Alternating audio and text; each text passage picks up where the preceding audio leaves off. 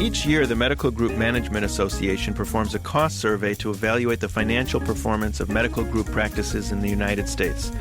The 2008 report was just released, and not surprising to many physicians, operating costs are rising faster than revenue in physicians' practices.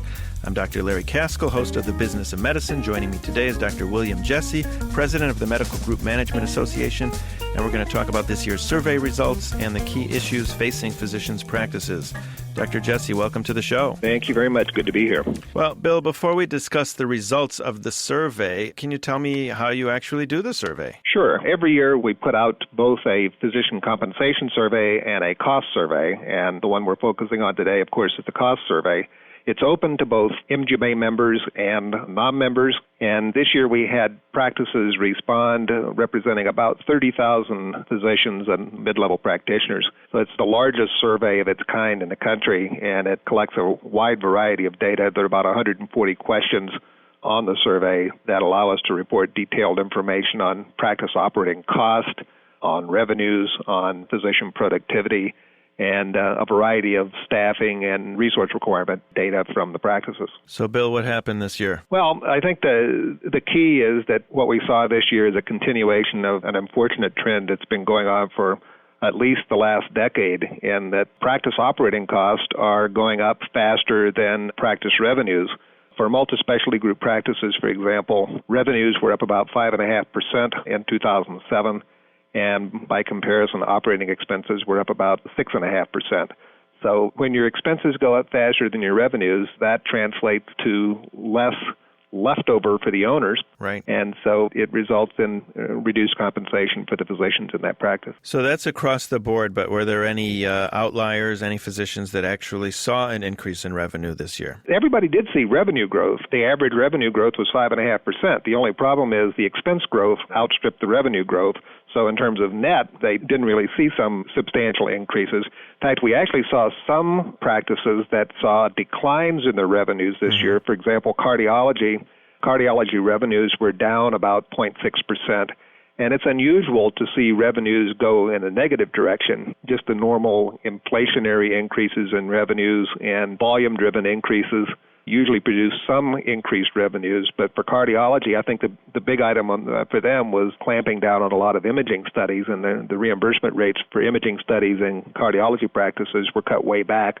So that actually resulted in a decline in their gross revenues. So what were you seeing as the major reasons that are increasing the overall costs? Is it just employee costs, or is it, what is it? Obviously, the biggest item in most practices' budget is the salary line. And it's just a fact of life that you typically have to increase salaries around 3 to 3.5% per year to keep your employees even with inflation in the economy. If you don't do that, you risk losing those employees to not necessarily other medical practices, but in some cases hospitals and other industries. So you've got a built-in annual escalator in your staff cost. But for many health professions, we're in a shortage situation right now. There's been a nursing shortage for years. Most of the allied health professions are in shortage situations, and that tends to drive salaries up. So staff costs went up more than the rate of inflation in the economy at large. Well, another big item was increase in drug cost. We saw a 17% increase in 2007 on top of an average increase of about 33% in 2006. And in fact, in some pediatric practices, what they have to pay for drugs far exceeds what they receive in reimbursement for administering them, primarily immunizations for pediatricians. Right. That is not a good business to be in. I'd like my staff to read the newspaper to know that the rest of the world doesn't have jobs, and they should be thankful that they're in the healthcare field. But, like you said, they can always go elsewhere. Were you able to see anything that was the cause of affecting the primary care physicians' revenues not going up that much? I mean, did you see an impact on retail health clinics, or are you not able to really tell what's causing it? Well, we've not really seen much impact from the very much hyped retail clinics. Anecdotal information we get indicates that about 60% of the patients who are showing up in those retail clinics do not have primary care physicians. So it's not as if they're siphoning off existing patients from primary care physicians. We didn't really see anything that would indicate a significant impact on primary care practices from the growth of the retail clinics. The one thing that did favorably impact primary care practices was the reweighting of the evaluation and management codes that took place in 2007. In some cases, primary care physicians were seeing an income increase because of the fact that the weights were shifted away from procedures, i.e. taking money off of the surgical specialist and the interventional specialist, to give more money to the E&M codes for primary care physicians. So this is the first time in a number of years that primary care physicians actually did a little bit better than specialists for the most part. Now, is there a way that, physicians can actually combat the trend of operating costs increasing, because we can't really increase our fees? We're kind of locked. So, what can we do? There are some things you can do to help control the rate of rise of operating costs. One thing we find is that practices that are more successful financially do a better job of capturing charges. Unfortunately, a lot of physicians provide services that they never enter into their practice's billing system. Particularly if you provide in-hospital services, it's easy to forget to mention that you paid a call on a patient while you were in the hospital, and that may never get billed. So increasing charge capture is one way to increase your revenues. Another factor that we found makes a lot of difference in practice profitability is how well you collect what you're owed by the payers. Practices that are more successful financially collect a greater percentage of what they're owed than those that are less successful. And some of that is because they've got aggressive people in their billing office that are out there hounding the insurance companies to collect every dollar that they're due. One of the interesting conundrums we've seen over a number of years is that practices that have more FTE support staff per FTE physician are more profitable than practices that have a lower numbers of support staff. And that's sort of counterintuitive. I think many physicians look at their practice expenses and say, well, I got to cut expenses, so the way to do that is to cut back on staff. Well, it turns out that's probably the wrong response, because if you cut back on the staff, you're probably not going to be as effective in collecting what you're actually owed. So you have to look very carefully to make sure that you've got the right number of staff and the right kinds of staff. You don't need to use an RN, for example, to pull charts. That's pretty high-priced labor for a task that can be better performed by somebody at a lower pay scale. Another approach that many groups are using to combat this trend is to use more mid-levels. In several specialties, we find that mid-levels are generating a lot of additional revenue for the practice, far in excess of what the mid-levels are being paid as compensation. So that's a way of growing the top line. And then another approach that's being used is adding non-insured services. I think we sometimes think of the only source of revenue in a practice as being the insurance companies, but there are growing numbers of practices that are finding ways of creating revenue streams from non-insured services. If you've just joined us, you're listening to The Business of Medicine on ReachMD XM160, the channel for medical professionals. I'm Dr. Larry Kaskel, and I'm talking with Dr. William Jessee, president of the Medical Group Management Association, and we're talking about the results from the 2008 cost surveys of physician practices. Bill, how many docs out there are actually using EMRs or electronic billing services? Well, I think the vast majority of practices now are doing most of their billing electronically. But with electronic records, that's a different kettle of fish. It varies from specialty to specialty. It varies by size of the practice. The larger the practice, the more likely they are to be using an EMR. But across the board, our data indicate that around 18 to 20% of physicians currently are in a practice where they're using some form of electronic medical record.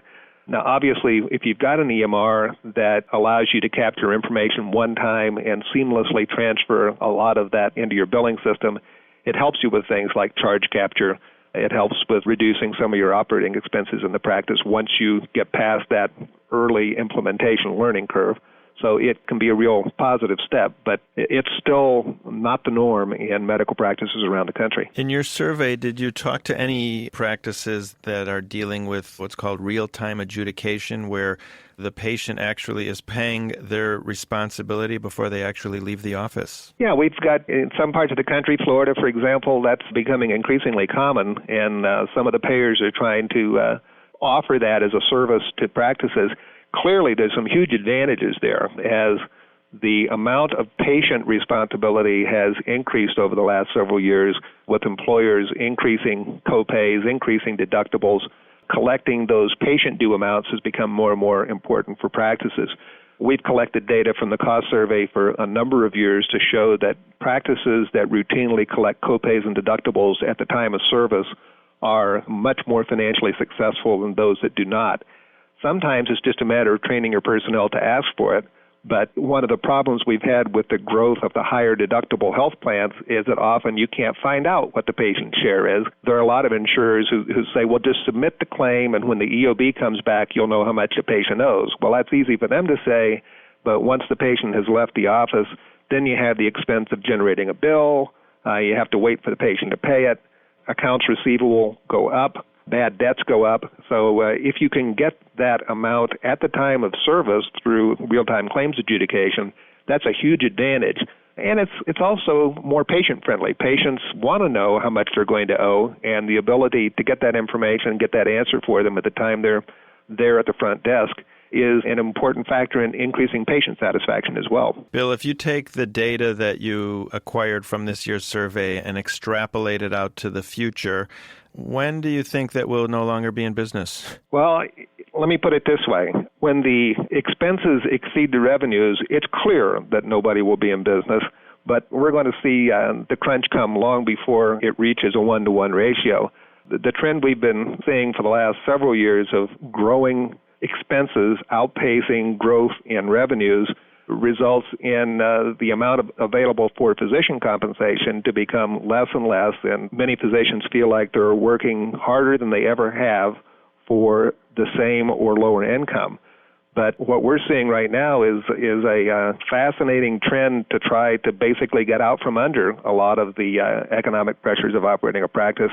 Perhaps one of the fastest growing segments of MGMA's membership is practices that are now hospital-owned or parts of an integrated delivery system. And we just recently looked at what the trend has been in hospital-owned practices in our surveys, and it's clearly rising significantly over the last several years.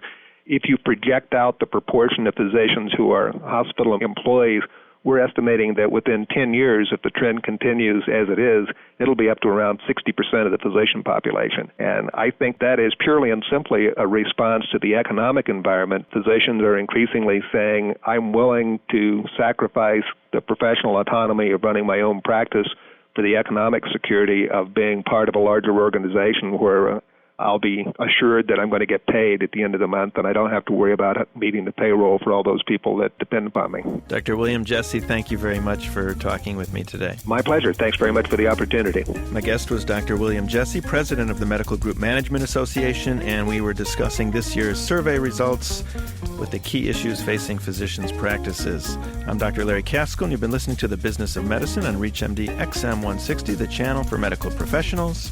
Please visit our website at reachmd.com, which now features our entire library of on-demand podcasts. And thanks for listening.